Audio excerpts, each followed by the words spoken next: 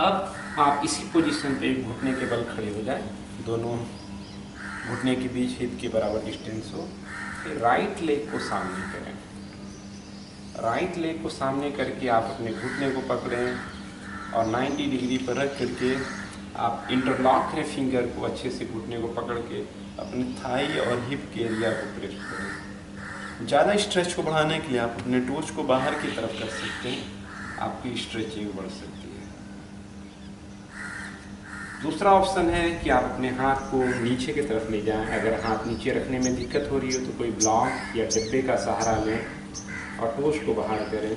ख्याल रखें आपका नी एंड एंकल एक लाइन में। अगर आप घुटने को इस तरह से रखते हैं तो ये रॉन्ग पोस्चर है। राइट पोस्चर के लिए आप घुटने और एंकल को एक लाइन पर रखें, हाथों को और पाँव को एक लाइन करके थाई को स्ट्रेच फील करें, दृष्टि सामने की। फिर धीरे से हाथ को ऊपर करें और वापस आएं।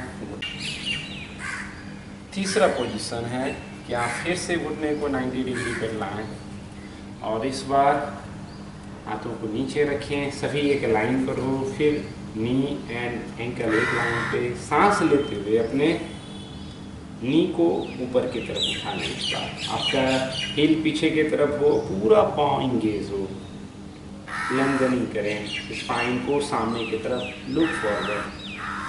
आपको कंफर्ट ना लगे तो फिंगर को फोल्ड करके रखें, सांसें लेते छोड़ते रहें। धीरे धीरे फिर वापस आए और धीरे से कम बैक। जो दूसरा सबसे आसान तरीका है आप अपने हिप को, थाई को ओपनिंग देने के लिए, आप बटरफ्लाई या बद्ध कोणासन जिसे योग में कहा गया है उस पोजीशन में बैठें। अपने सॉल ऑफ फीट को एक दूसरे के साथ मिलाएं।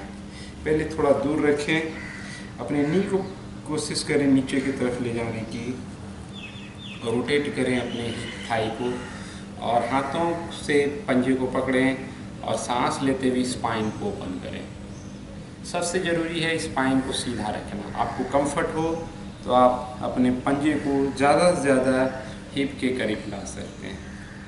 अगर आपका बैक प्रॉपर सीधा ना रहता हो तो आप यहाँ पे एक कुशन लेके बैठ सकते हैं ताकि आपका स्पाइन इस तरह से सीधा रह सके। इस पोजीशन में रहने के बाद आप इसी पोजीशन पे थोड़ी देर रहें और अगर आपको कंफर्ट हो, ज़्यादा स्ट्रेचिंग को बढ़ाना चाहते हैं तो सांस छोड़ते हुए आगे की तरफ बढ़ते जाएं, लेकिन अपनी स्पाइन को आपको सीधा रखना है। देखिए जिस तरह से मैंने सीधा रखा है उस तरह से सीधा रखते हुए ही आप झुकें।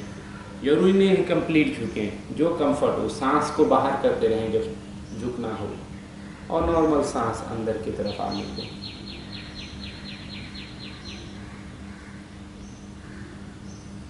फिर धीरे धीरे वापस आएं और रिलैक्स हो जाएं।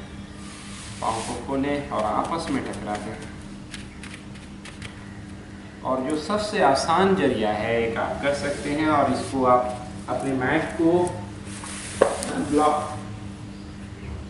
को वॉल के साथ लगा दें और फिर वॉल के सहारे बैठ जाएं, पूरी तरह से चिपक जाएं दीवार के दिशा में और हिप को बिना चेंज किए आप अपने पैर को ऊपर की तरफ ले जाएं। दोनों पाँव के बीच में हिप डिस्टेंस, आपका अपर बॉडी सीधा हो और फिर हाथों को साइड में रखें और धीरे धीरे लेग को ओपन करना शुरू करें। पहले थोड़ा सा ओपन करें, फिर और थोड़ा सा। हर बार थोड़ा थोड़ा आप सांस जब लेते रहें तो आगे बढ़ते रहें। ध्यान रहे आपका एंकल, नी कैप, थाई अंदर की तरफ इंगेज हो। आप धीरे धीरे अपने पाँव को खोलते रहें जहाँ तक आपका शरीर पाँव को खोलने की इजाज़त दे उतना ही पाँव को खोलें, ज़बरदस्ती ना करें। और जब फाइनल पोजीशन पे पहुँच जाए आप स्टे करें। बिल्कुल धीरे धीरे खुद ब खुद ग्रेविटी आपके पाँव को नीचे की तरफ लेते जाएगी और आप एक ओपनिंग फील करेंगे, एक बेहतरीन स्ट्रेच।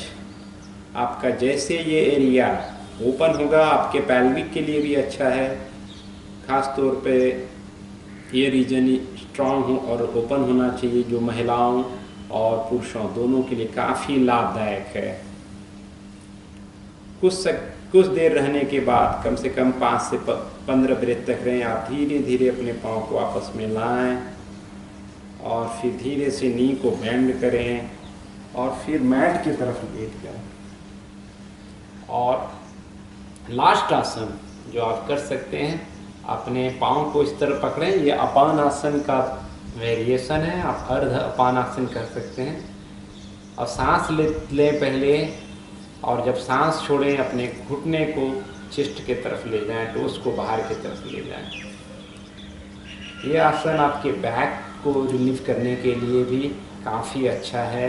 और आप इस पोजीशन को कम से कम 5 बार रिपीट करें दोनों साइड। सांस लेके उठाएं, सांस छोड़ते हुए प्रेस करें, सांस लेते हुए लिफ्ट, सांस छोड़ते हुए प्रेस करें।